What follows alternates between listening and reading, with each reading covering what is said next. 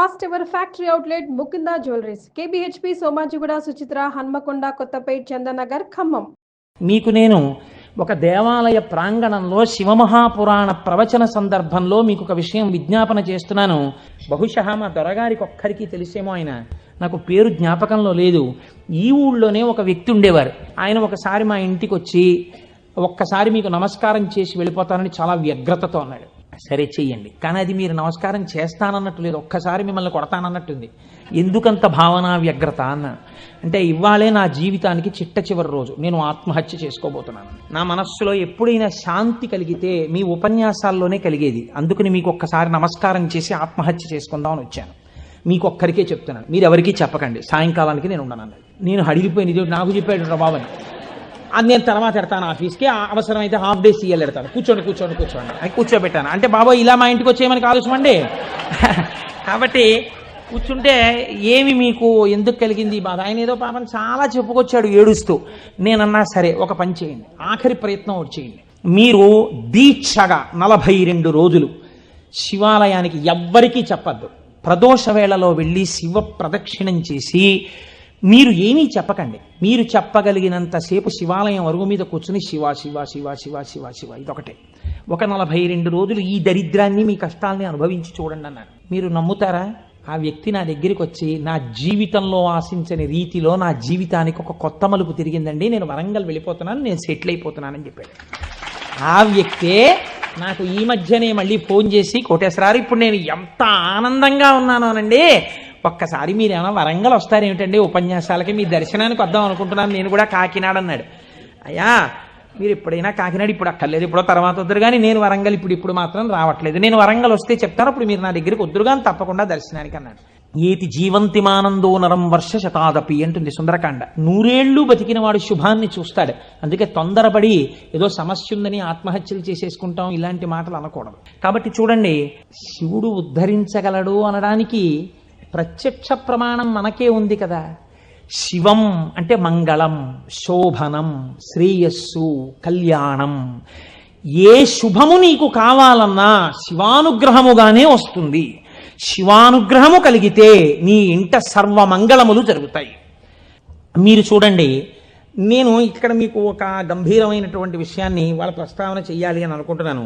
బాగుందండి మీరు చెప్పింది, శంకరుడు అంతటి గొప్పవాడే, ఇంతవరకు బాగుంది. కానీ ఇలా ఆయన ఎప్పుడూ మా కంటితో మేము చూడని రూపంలో ఉండడమేనా, లేకపోతే మాకు ఇంతకన్నా ఏమైనా గొప్ప ఉపకారం చేశారా? కళ్యాణం, భద్రం, శ్రేయం, శోభనం, శుభం, వీటన్నింటికీ అర్థం కేవలం శుభాలు చేసుకోవడం, పెళ్లిళ్ళు చేసుకోవడం, బూరులు తింటూ ఉండడం, గారులు తింటూ ఉండడం, ఇవేనా?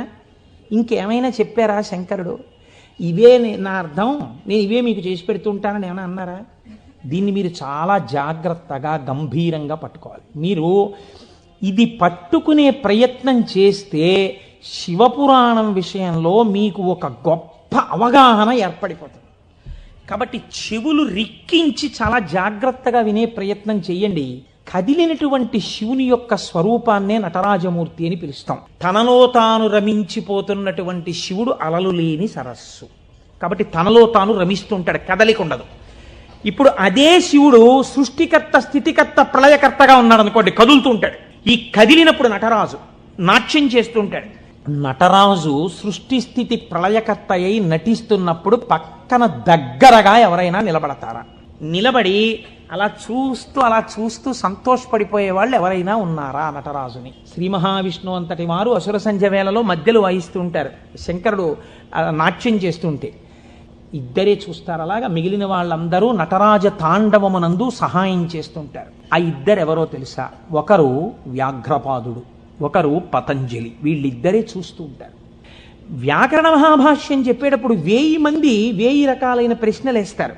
1000 మందికి ఒకేసారి జవాబు చెప్పాలి. కాబట్టి ఇప్పుడు తాను ఎలా చెప్పాలి? తాను ఆదిశేషుడు కనుక శేషాంశతో చెప్పాలి, 1000 నాలుకలతో చెప్తాను. కానీ 1000 నాలుకలతో చెప్పినప్పుడు ఒక ప్రమాదం ఉంది. శేషాంశతో ఉంటాను, దానిలో విషపు గాలి కూడా వస్తుంది, ఎదురుగుండా కూర్చున్నవాడు బూడిదైపోతాడు. కాబట్టి తెర అడ్డం కడతాను. ఇది చిదంబరంలో జరిగిందండి యథార్థంగా. నేను ఒక తెర అడ్డం కట్టి లోపల నేను కూర్చుంటాను, మీరు బయట కూర్చోండి. మీరు ప్రశ్నలు అడుగుతూ ఉండండి, నేను చెప్పేస్తుంటాను 1000 నాలుకలతో.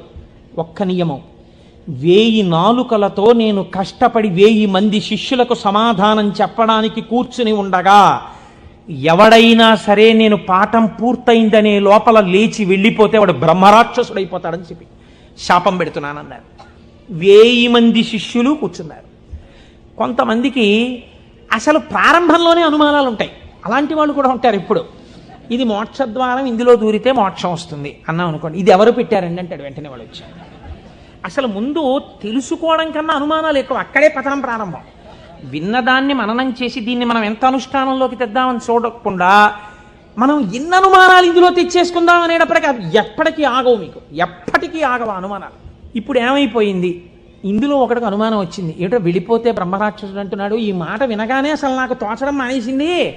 అసలు ఈయన మొదలెట్టే లోపలే కాసేపు బయటికి వెళ్ళి తిరిగి వస్తే మనశ్శాంతిగా ఉంటుంది. పాఠం మొదలెట్టే లోపల వచ్చేద్దామని ముందే వెళ్ళిపోయాడు ఆయన. పాఠం మొదలెట్టేటప్పటికి వద్దాం కాస్త మనశ్శాంతి వస్తుంది. లేకపోతే ఈయన ఏమిటో లోపల నేను 1000 నాలుకలు అంటున్నాడు, తెరత్తకూడదు అంటున్నాడు. ఓరు నాయనో ఇదంతా ఏ గొడవగా ఉంటుందో, వెళ్ళిపోతే బ్రహ్మరాక్షసుడు అంటాడు. ముందే కాస్త తిరిగి వస్తే, అలా తిరిగి వచ్చేస్తే కాస్త మనశ్శాంతిగా ఉంటుంది. అప్పుడు వచ్చి కూర్చుందాం పాఠానికని ముందే వెళ్ళిపోయాడు ఆయన. అంటే ఎలా ఉంటారో చూడండి లోకం. ఇప్పుడు పతంజలి వ్యాఖ్యానం మొదలుపెట్టారు. 1000 నాలుకలతో చెప్పేస్తున్నారు ఆయన పాఠం. ఒక ఆయనకు అనుమానం వచ్చింది. ఏమిట్రా 1000 మంది అడుగుతున్నాం, 1000 మందికి చెప్పేస్తున్నాడు సమాధానాలు, ఎలా చెప్తున్నాడు రా ఈయన? తెర అడ్డం కట్టాడు, నేను చెప్తాను లేండి అన్నాడు. నిజంగా అసలు ఎలా చెప్పగలుగుతున్నాడో ఒక్కసారి చూద్దామని. చూడండి, సేవ చేస్తున్నారు పరమాత్మకి అని తెరడ్డం పెడితే ముందు వరుసలో కూర్చున్నవాడు తెరెత్తి చూస్తుంటాడు. ఎంత తప్పది అంటే అది కూడా భక్తి. కాబట్టి అలా ఆ పతంజలి అటు కూర్చుని ఉండగా ఒక శిష్యుడు ఏం చేశాడంటే మెల్లిగా తెరెత్తాడు. తెరెత్తి చూశాడు. చూసేటప్పటికి విషపు గాలి వాడు ఒక్కడి మీదకే పెడుతుందా? ఈ 999 మంది బూడిదైపోయారు. అట్నుంచి ప్రశ్న ఆగిపోయింది. ఆగిపోగానే పతంజలికి అనుమానం వచ్చింది. ఏదో జరిగిందని ఆయన పాఠం ఆపి లేపి తెర తీసి చూశారు. బూడిద రాసులు ఉన్నాయి. అరేరే చచ్చిపోయారా 1000 మంది అనుకున్నారు. ఇంతలో పాఠం వినడానికి కొంచెం మనశ్శాంతితో వద్దామన్నవాడు వచ్చాడు. నువ్వు ఎక్కడికి వెళ్ళావురా అని అడిగాడు ఆయన. అది నేను చెప్తాను కానీ వీళ్ళు ఏంటంటే 999 బూడిద కుప్పలు ఏమిటండి అన్నాడు. వాడు బుర్ర మరీ పాడైపోయాడు. ఆయన అన్నారు, కంగారు పడకు, నేను ముందే చెప్పాను కదా తెరెత్తద్దని. ఎవడో ఎత్తాడు, బూడిదైపోయారు. నువ్వు మాత్రం ఒక్క శిష్యుడు మిగిలావురా, మీకు 1000 మందికి పాఠం చెప్తానన్నాను, కనీసం ఒక్కడే మిగిలావు, నీకు చెప్తాను పాఠం అన్నారు. వాడు హడిలిపోయాడు. అయ్యి బాబోయ్ పాఠమే అని.